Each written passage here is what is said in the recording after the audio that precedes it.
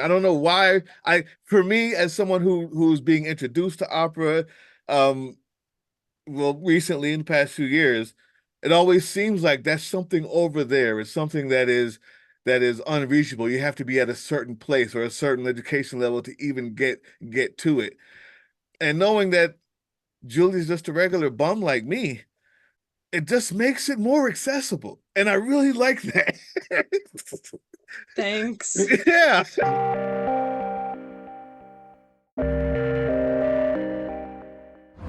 Hey guys, I am walking to the theater right now, getting ready for the last show of La Traviata.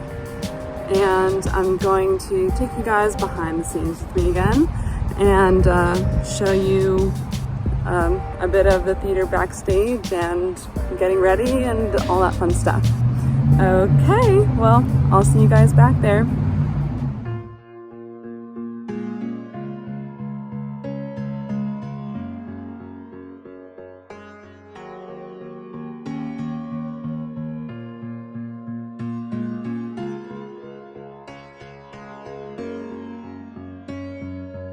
I'm just waiting for that picture. Waiting for that picture to just be like, nah.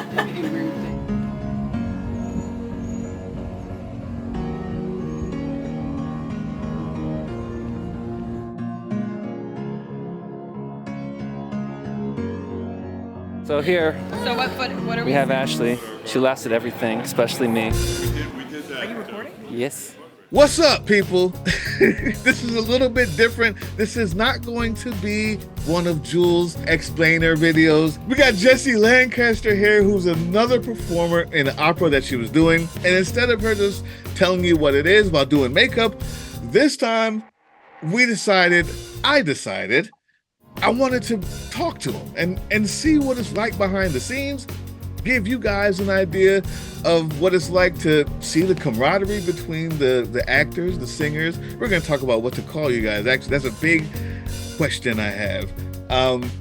But guys, get your drinks, relax. We're going to have a good time. We're going to show you behind the scenes. It's going to be a little bit different. And to start it off, I want to start with this. Jessie, you were an engineering major in college, right? Yes. I actually double majored. Oh, by the way, thank you for having me, Doug. Oh, It's yes. good to be here. Thank you for coming. Thank you for coming. An engineer and an opera singer. It was just so unusual for me. And so I was wondering, was it a minor or something? But you actually double majored in it, huh? I mean, it's all math. I'm a singer that can count. We usually get a bad rep as singers for not being able to count. I played in the orchestra, like in band, Right, middle right. school, high school. Yeah. But yeah, How French many? horn is what I mostly played Whoa, back in whoa, the whoa, day. whoa, whoa. French horn? Let's Yeah, talk about it. Did we talk French about horn. this? Because I played the French horn. Did we talk about this? That's why we get along. Oh, Yeah. yeah. I So love it. true. I love it. I love it. Okay, so you guys did this play together, and this was with Opera Tampa or St. Petersburg. Which La one? La Traviata Traviata was with was Opera Opera Tampa. Tampa. Hmm. Okay, the name of it, yes, as we're finding out, La Traviata. La Traviata. La. Yeah, right there. If any one of us are saying it wrong, you can read it right there, people. I of course tried to look into it before you guys came. And La Traviata means the fallen woman. I'm wondering, did you guys know that it was first Love and Death? But because it Was the title. was the title, but because it was so scandalous, because it was so debaucherous, they the editors or the gatekeepers of the day wanted to name it something crazy, name it the fallen woman, because you can see the difference. Love and Death is beautiful. The fallen woman has that, oh well, there's something wrong, that with obviously something wrong with her. And that's because this opera is about the supposedly the most popular or the most beautiful um sex worker of the time. Is that correct? We call them courtesans. You know that frio? Uh-huh. I'm great. Uh-huh. I switched the video just for that. You? I know. Are you having fun taking pictures? Yes. But it Class is. though, high class. It's- Yeah, not just any old regular. No offense. Anybody out there, no offense. but that to me is the best part of this story is this is what 150 years ago that this is written by Verdi, right? Verdi. Mm-hmm. And this was one of the most like liberal-minded, uh, feminist things that you could possibly find back then. Just the idea of not being shamed for being a sex worker is amazing to me. What did you guys ever think about that when you were reading this or working on the music?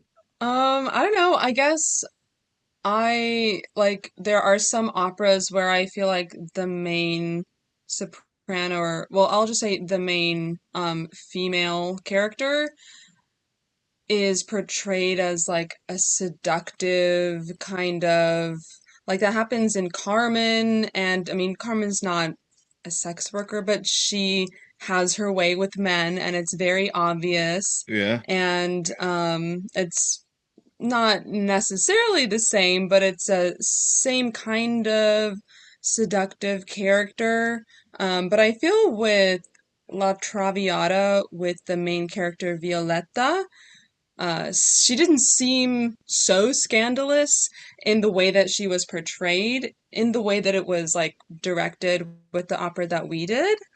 Um, so I don't know. I didn't really think about it much Yeah. because it seemed more high class and it wasn't really like shoved in your face like we're prostitutes, kind of thing. Unlike the last couple shows we've done, where like Don Giovanni, I basically was that was also without for Tampa this past season. I was fairly poor, and then Don the Giovanni is like throws us this huge party. Then we like just get like the chorus and that gets like wasted, and we're just so excited to be invited to this fancy place. And then I did tour dot where I'm also like a peasant, like it was basically like living on the streets, and the only thing we had to look forward to is violence, which is very sad. And it's sad when that's a reality for some places.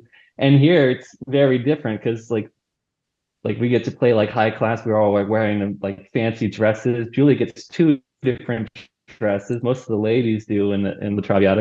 We get this tux and vest, and we always are holding glasses. Yes. We're always drinking, laughing, having fun, gambling because we just have money to spare. And like it's just that it's a bit it's debauchery. It's like we're very indulgent in life. Like that just like the YOLO kind of lifestyle.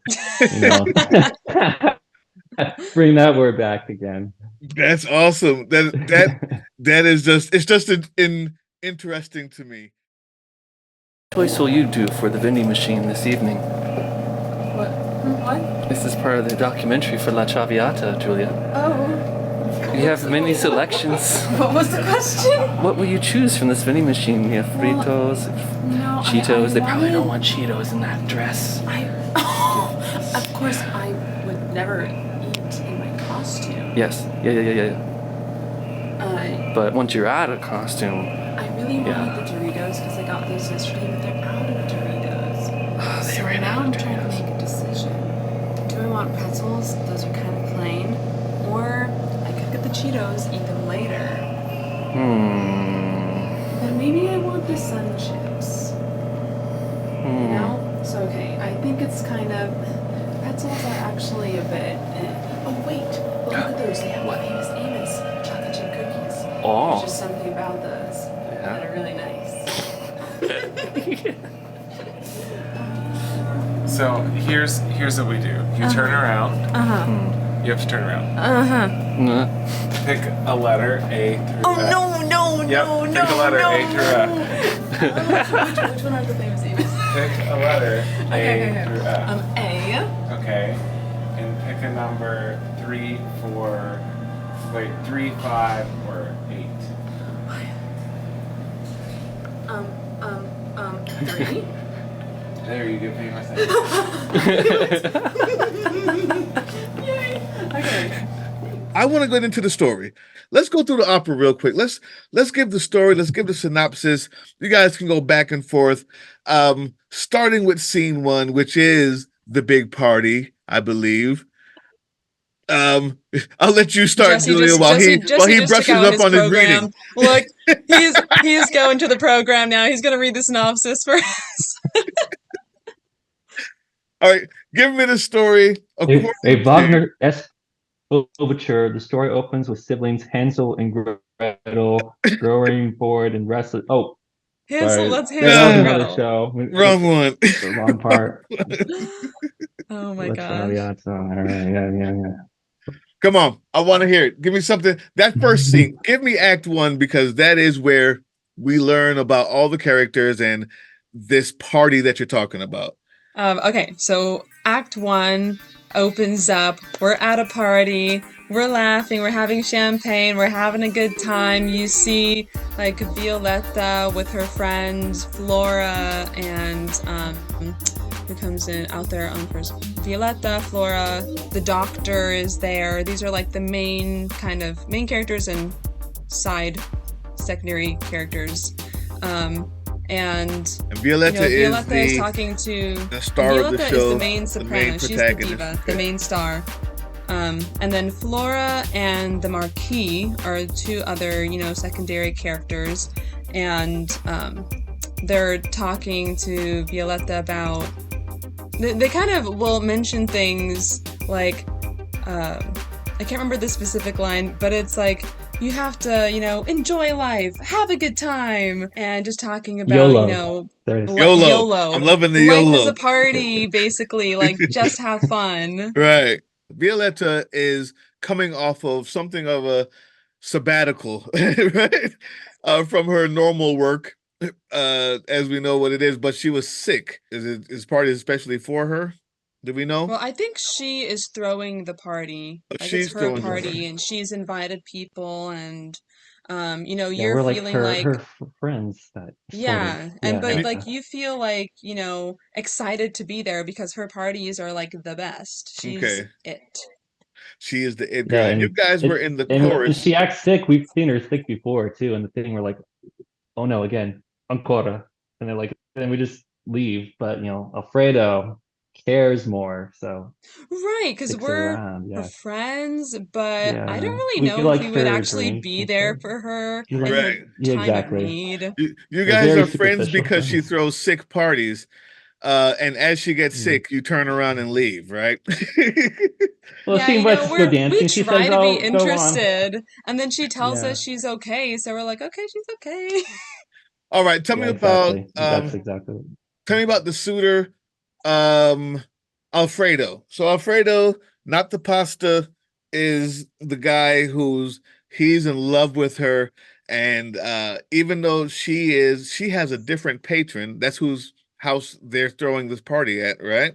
The Baron. The Baron. Okay, so she gets sick, tells you guys to leave, and Alfredo comes in there and says, "What? I love you. What's happening? What's this scene?" It's such beautiful music. It's like one of those things. Like, I almost hate to just like explain it, but and once again, acting is a huge thing. We had great actors doing this. Just the concern that he has that he knows there's something up with her, but he also like, you're the most beautiful woman I've ever met. And I don't know if is it skipping too much to get to the flower. Yeah. It's like here's this flower. It's like, well, when can I see you again? And like he's like scared that it's like she's not really interested in me. And then she's like, when it dies, come back. And it's a stem. It's gonna. So he's like, tomorrow then. And then he's just excited again. And then his friend who set him up like walks in the scene, and he's like, hey guys, how's it going? And then runs off. And then the chorus runs back on. And then we're like, thank you so much for having us for this lovely party. We're gonna go on our way now, but thank you very much. And then we make a quick exit. A lot of quick exits. That's one of our like Parks and Bark where we hurry onto the stage and then we stand there and we sing this awesome chorus and then we leave. Yeah. Oh my God. Forever ingrained in our memories. Yeah. Here is where things get cool. After that, everybody leaves, you guys. the chorus leads. You guys are the chorus, but you guys are both part of the choruses. Mm-hmm. Right now, our lady Violetta is by herself and she's thinking, do I want to give up my work, my freedom, my life? Like any working woman who has to make a decision, well, am I going to be the homemaker, or am I going to be able to sustain a relationship and work and my career? And it's presented like, and at least in the productions that I've been looking at, it's presented like, well, my career or this love thing. I think for our Violetta, there's a whole nother side of her that wants to be loved and wants to be cared for by someone else. And she's like tempted by that. Because in her aria, there's near the end you hear Alfredo singing Backstage, and it's kind of like he's in her head, Well done. she's I being like that. tempted by him. It's really cool. Like musically, it sounds great. I mean, yeah, different operas, different shows. The composer has more liberties than other times, because we have the librettist and then the composer, and it's like over the top. It's not easy to put on opera productions. That's Right. the plain the plain truth. That's why it's a little bit harder. You can't just have a typical community theater playhouse put up an opera. It's the music is a very it can be very challenging, and that's what I wanted to show in my footage. I didn't even show all of the footage because I didn't know if I was allowed to go backstage. Behind right behind the curtains where the stage managers are, the prop tables, all the work that goes into that. Besides, the other behind the scenes with the director, but I try to get some footage of what people do with the makeup, the hair, like how much Yeah. work there is. I don't know if you can see in the footage, but like they have like pictures of like models of, legit from like 150 years ago of what they're going for when they make these wigs or modify them, or put a lot of grease in my hair and slick it back, put a mustache on me to I did see that in the video that you sent. A lot of us backstage, like you could see them getting made up, and this was the first time that Julia wasn't doing her own makeup, or at least it wasn't shown on the camera. Like you could tell that this was people back there doing the thing, right? The wigs and the somebody who's on the eye, another was on the lips, and it had the whole mirror with all the lights. It was very fancy, but you could tell it was very technical back there, and I could definitely see that too. It was a wig lot. changes, costume changes. We have our time slots, and you better not miss your time slot. Don't get distracted with the vending machine too much. And Jacob, what's your favorite part of this opera production, La Traviata? I think this is the first time I've ever done this opera, so the music is epic. Oh yeah. So I'm really enjoying that. Also, I love the fact that we have a single costume. Basically. Unlike the ladies over there. Yeah, I would say it's unfortunate the ladies do have a couple of them that change more changes, but it certainly makes the backstage time a little bit easier to manage. Yeah, and, actually. It's relaxing. That reminds me. And so after Act 1, all of this suspense is broken up. Will she or won't she? Act 2 starts out, they're together. They're together. They've been together. It's like 3 years later, Living right? together, yeah. It's like they're not even 3 months, yeah. They're not Oh, even yeah, only a playing couple any months. games. Oh, a couple months. Okay, so they've been there a couple Yeah, it months. all happens She so didn't have that quickly. long to live. That's Yeah. right. That's right. She's also very sick with tuberculosis.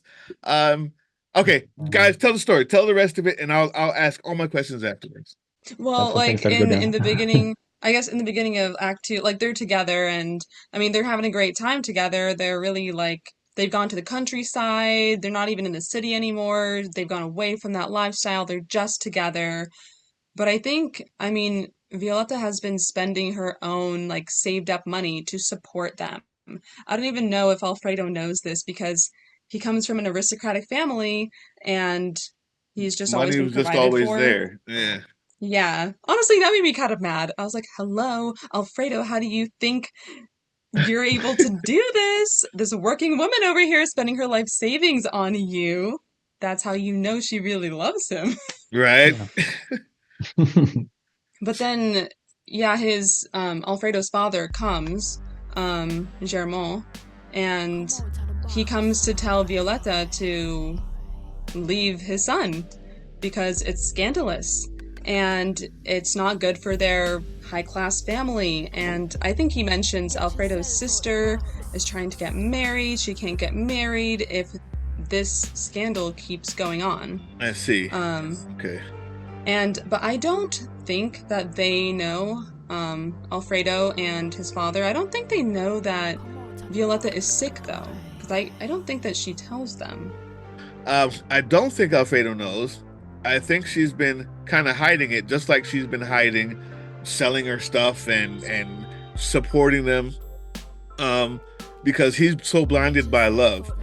But what happens? So she has to leave, and I'm wondering why. So the dad does some sort of ultimatum, or yeah, so the dad comes and he tells her that, you know, she's ruining his life.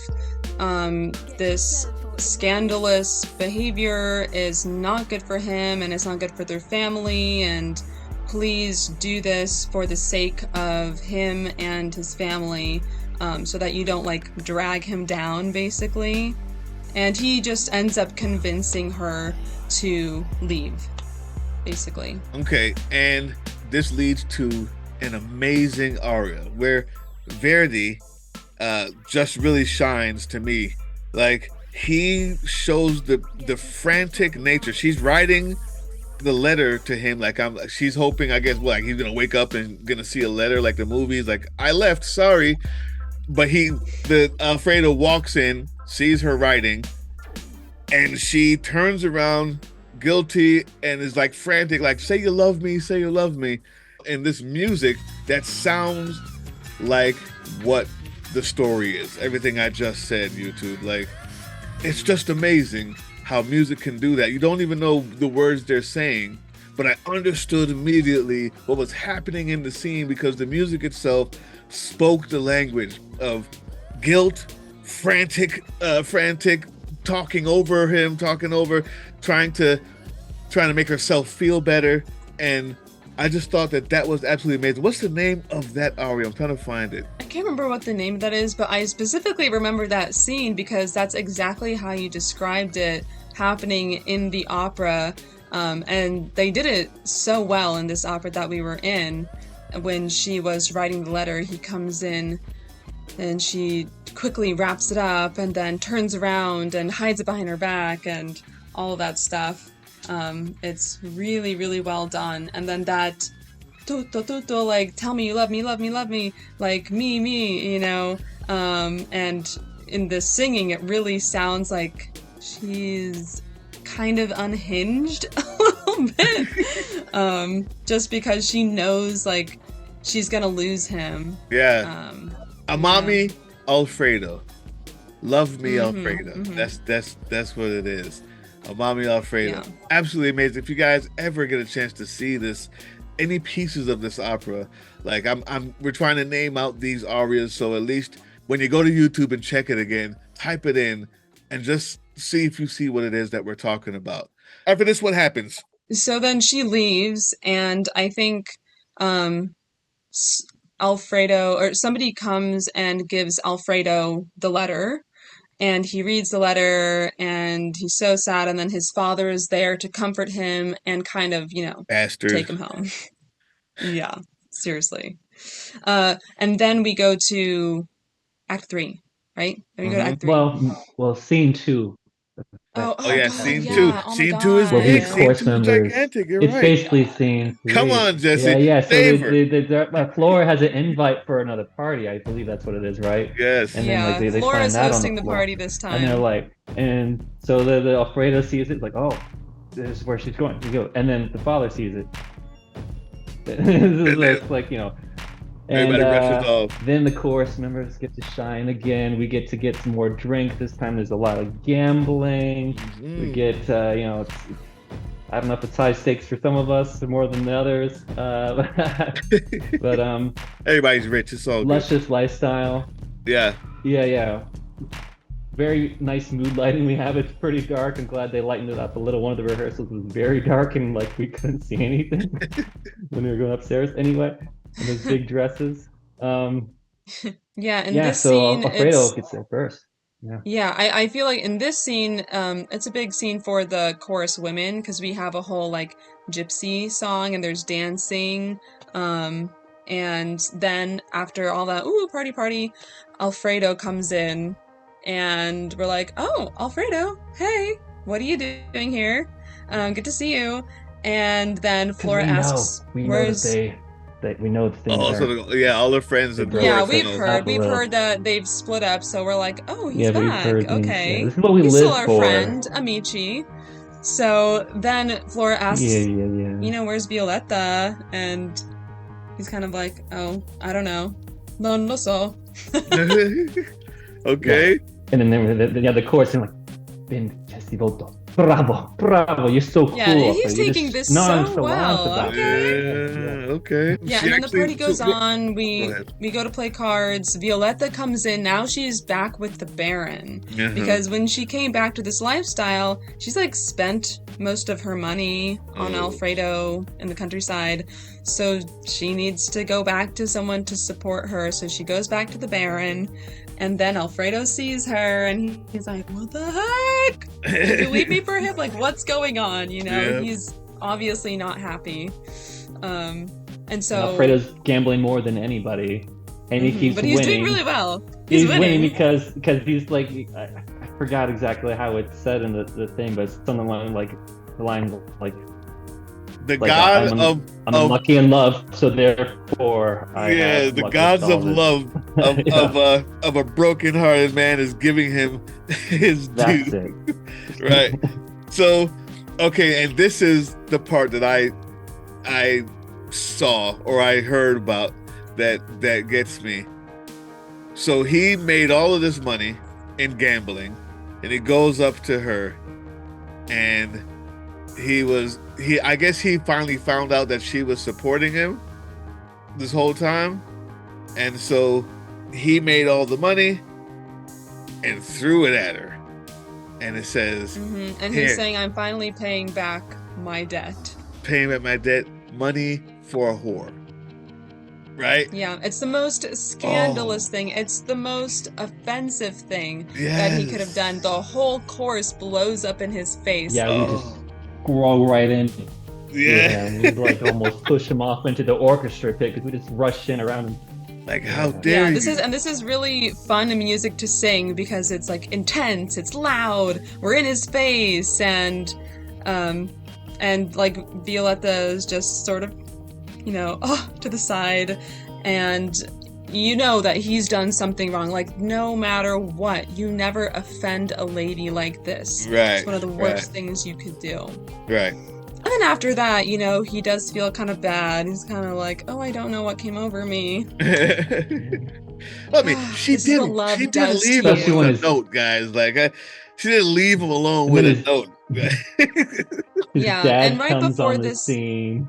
Oh yeah, his dad comes on this like, scene. Not only that, but then his dad's like, oh, I call you my son, you know, something like that. Can't believe you did this to a lady. Wow. Public thing, you know, with your dad right there. Yeah. And it's his dad's fault. Oh my God. But here we go. So this is the part. This is the ending, guys. YouTube, I got you.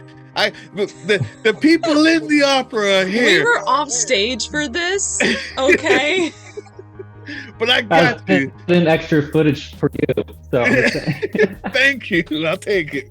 So your boy Alfredo realizes that this was not who she is, that he completely misjudged the situation. The father admits that it was his fault, probably in this guilt because he just saw his son treat a lady like a, and it was unacceptable. But then so he writes and he says, I'm sorry, I love you. The tragedy, as great operas do. The tragedy is Alfredo comes to show his love, but she's dead. She dies. from tuberculosis that she's been, and so she sings to God and says, just take me, because if I can't, this is just too much. The only thing is left for me to do is go. And Alfredo's like, no, I'm coming. Wait. But she can't. And that's Well, it. actually, in the opera, he comes and she's still alive, and they sing together. They sing And- They get together? at least 2 minutes. They of do. They sing happiness. together. They have a great.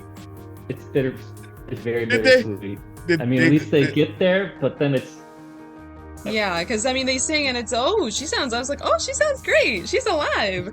And then, then she's not. So I like that. I like that so much more. My God. So they get Yeah. to sing the last aria together. Yeah, So they she have like sings one last moment together, and of happiness then and she bliss. has that rush of euphoria, like, oh, I feel great. I feel the life coming back into me. Yes, I can do this. And then she dies in his arms. Oh. Yeah. but at least she died with happy joy in her heart. Yeah. Yeah, well, I was gonna say right before he comes back, she sings her last like really big aria. That's When the one to she's, God, right? yeah, that one. And she sings that like La Traviata in there, like I'm the fallen woman, Um, and I don't know, when I hear that when she sings that in the opera, I'm kind of like, oh my God, hey, that was the name of the opera, guys. Did you hear that? Did you hear that? She just like sings out, I'm like, oh my God, did you hear You did the Peter Griffin. that? They said it. They said it. Like, oh. Oh man. Listen, such beauty. And the thing about opera is it's made by these musical composers. So in those days, every great composer had to have an opera, or else you had to prove that you could write one. And so some of the stories were just like, bro.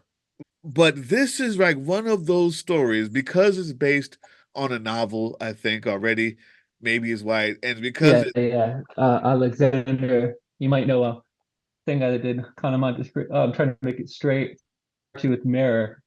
I don't know if you could read that there. It's you have the composer Oh, yeah, yeah, yeah, and yeah. then libretto, Alexander and then yeah, Alexander Dumas. Dumas. Yep. And yes, so it's very made from famous this by book. now. The writing, the story, just amazing. Really, really, really well done. Yeah, Um, I think a lot of really, really amazing operas have come from either like plays or novels right, or have been right. adapted from other great works. Thank you guys so much for giving us a little more in depth and behind the scenes. It's amazing. I find what you two do to be absolutely inspiring, awe-inspiring, and I want to give you your flowers since I have you here. Since it's not just Julia talking, what you do is amazing, and it's so it's uh, it's so hard to describe if you've never seen it before. Like myself, I didn't like opera. It seemed weird. I don't know what they're talking about. I don't like the way the singing sounds. And immediately after knowing a little bit about it and seeing what it is that you guys Exactly. do for what it is, I'm floored. I'm floored at what you guys do. And I really, really, really want to give you your flowers. You guys are awesome. What you do is amazing, and I'm inspired by it. So keep on doing it. I can't wait to hear more about the next opera, Julia.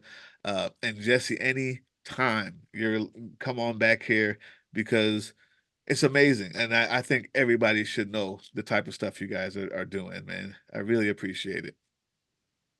Can I throw something on top of that there? Yes, please. Yeah. I mean, and I'm sure you come across this too. I try to, like when you say like the talent, I know you're being, very dramatic with, saying the talent, but what I think is important is that music is for everybody. And that I'm gonna go on my soapboxes. A lot of people say they can't sing, and I know they can sing. And it's all in the mind. It's what people, all the influences around you. So I believe in this creating music positivity everywhere, like you're doing with your channel. And like encouraging other people to, try out new things, look into some opera, look into whatever other genre, because there's a lot out there, and that's one of the most beautiful things we have on earth. Well said, my friend. Well said. Mm-hmm. Well said. On that, I will leave it. I will leave it on that. YouTube, check out this opera anywhere you can. But if you happen to be in Florida, St. Petersburg Opera, Opera Tampa, check out these things if you get a chance, if opera season is still on. Press that like, subscribe, all that good stuff. Most importantly, music is for everyone. Jesse said it right. And that's why we do this. Thank you guys. And enjoy the little bit of footage you're about to see. So you guys are waiting to use the restroom. Any parting words for La Traviata? Well, it was a pleasure, right? Pleasure. The two of us were pretty awesome. Yeah, I must say. Especially Act 2, we were like, Act 2. La cena è pronta, this guy. I mean, And this guy. yeah, like I dealing, losing. Oh, Yeah. bathroom is ready. Oh. Peace. Yeah. How was Yeah. the bathroom? He's catching Thank you at my for worst framing. Oh, you were. This is the exit interview for La Traviata. It is. Yeah. I was exiting the restroom. Did you guys take acting You have to be like so classes? focused. Did you guys take was there like a separation in school? Was it like, okay, we're going to teach you how to draw from your past experience to show on your face, or face acting, or how to stand, how to move? Was there acting classes separate, or as well as vocal classes and historical classes? What do you think, Jesse? Those are available. Yeah. I took a while at school, besides, like I'm interested in a lot of things. That's how I ended up with engineering and music, but I've also taken a few like theater classes, voice, body, improv, musical theater, modern dance, and then I was on the rowing team for a couple of semesters. Nice. I don't know, I like working out too, but I had to drop out of rowing when opera season came around because it was, early mornings and late nights. Intense. But there's going to be a whole spectrum of things, and that's what kind of makes it interesting. Even then, you might think of like, oh, that's the opera crowd, and there's like, not everyone like Julie and I play the same instrument and have the same background at school. There are so many different backgrounds. Some have more acting background, some have more like classical training. It's a lot of colorful characters, and I hope some of that comes out in some of the the footage as well. What a great joke there, Jacob.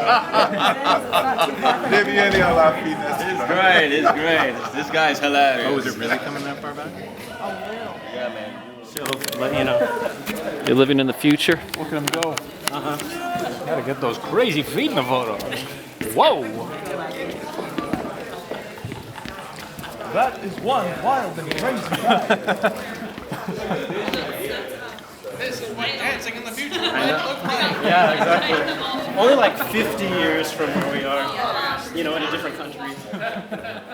For video. Yes. What? Are you?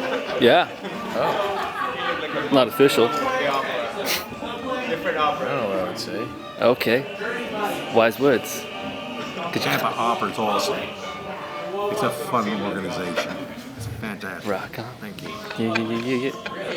Yeah, I think specifically with like if you go to university or school for classical singing, you have opera workshop, which you get to do some acting stuff in there and get to do some performances and scenes, but I don't think there's as much actual acting work as if you were to be like a musical theater major or something where they have like a lot more of the acting classes and Technique, improv acting courses and technique things like type that. stuff. That's really what I'm working. Yeah. Yeah.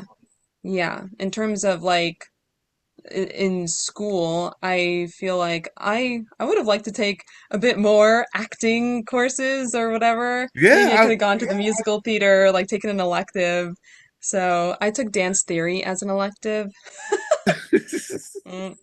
Ethereal Not the thinking. same. I think that would be awesome if you probably should, in my opinion, if you're going to learn, if you want to be an opera singer, I would have made it mandatory. Like, you know what? You're gonna have to take some acting technique classes as well.